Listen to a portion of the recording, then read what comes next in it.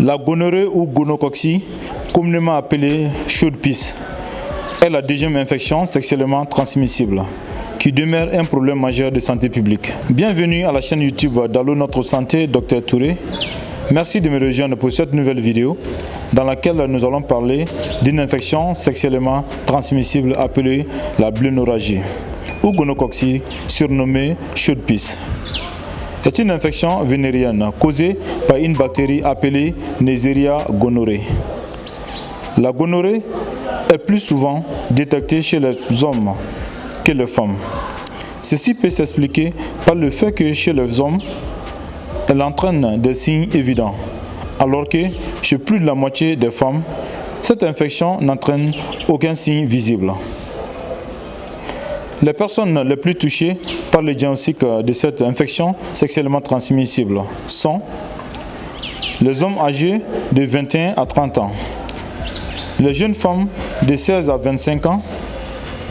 Elle peut toucher le pénis, le vagin, l'urètre, le rectum, la gorge, parfois léger.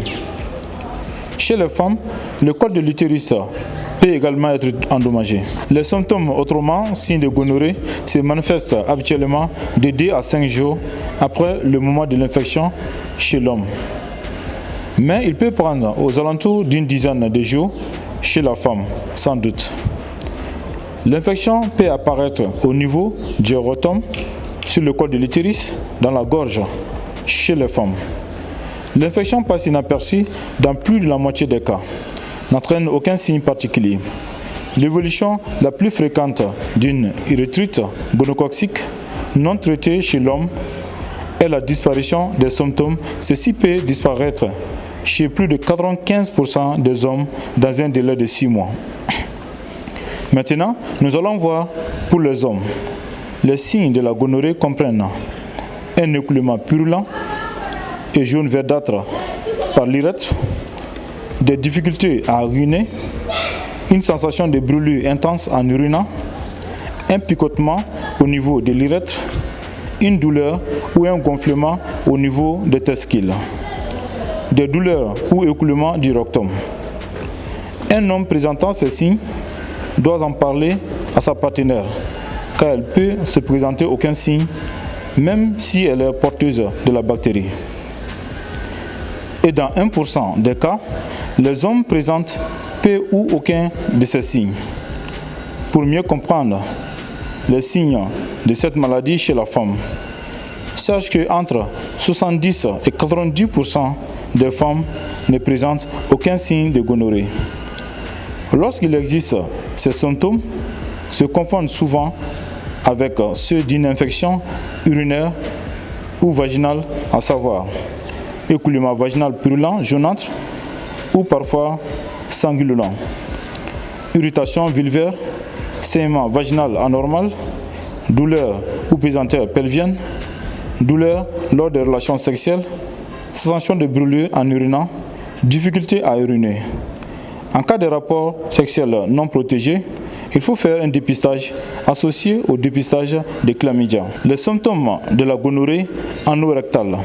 La gonorrhée anorectale est particulièrement fréquente chez les hommes ayant des rapports sexuels avec des hommes et peut se présenter avec les signes suivants: démassagement au niveau de l'anis, inflammation de l'anis, écoulement purulent au niveau de l'anis, saignement par l'anis, diarrhée, gêne à déféquer, etc.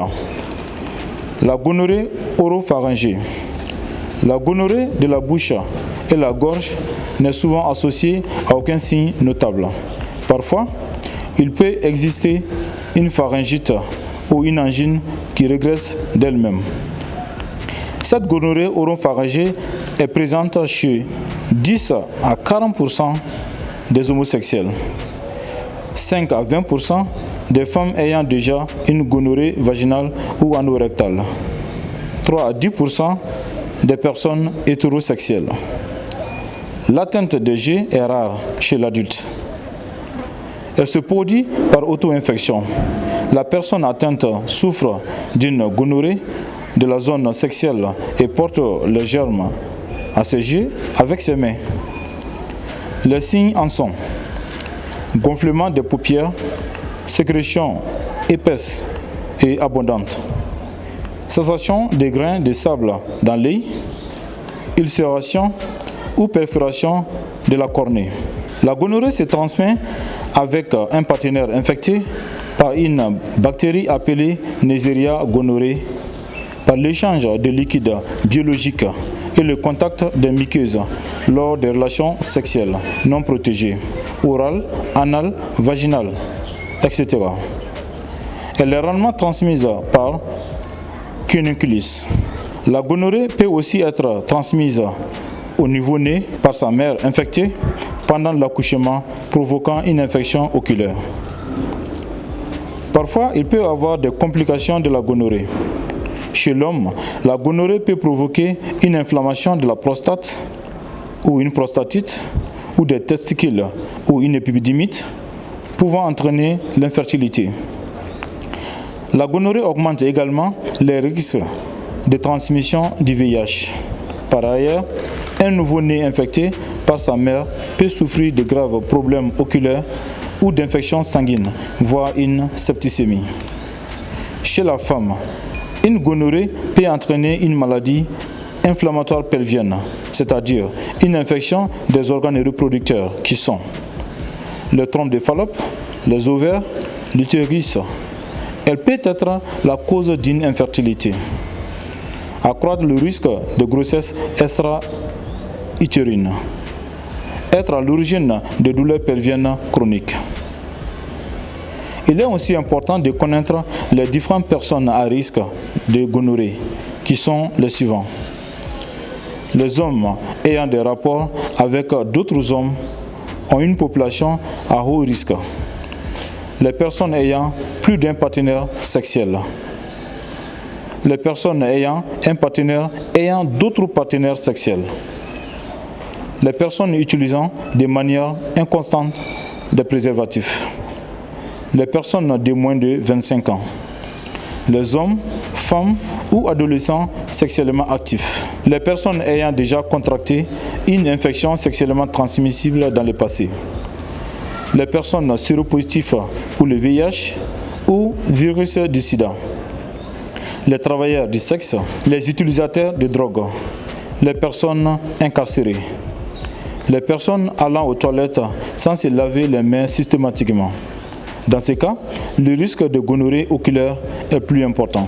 Pour prévenir la gonorrhée et éviter des complications graves, on retiendra essentiellement l'abstinence des rapports sexuels, l'utilisation des préservatifs pendant les rapports sexuels vaginaux, oraux ou anaux, voire un partenaire sexuellement monogame qui n'a pas l'infection. J'espère que cette vidéo t'a plu. Si tel est le cas, n'hésitez pas à me dire en commentaire, appuyez sur la pouce bleue, abonne-toi si tu n'es pas encore abonné, activez la cloche de notification pour ne rien manquer. Et n'oublie pas de la partager à tes amis, tes proches, etc. On se verra chaque jeudi pour un nouveau contenu intéressant sur la santé pour vivre longtemps. Merci d'avoir regardé cette vidéo. À bientôt.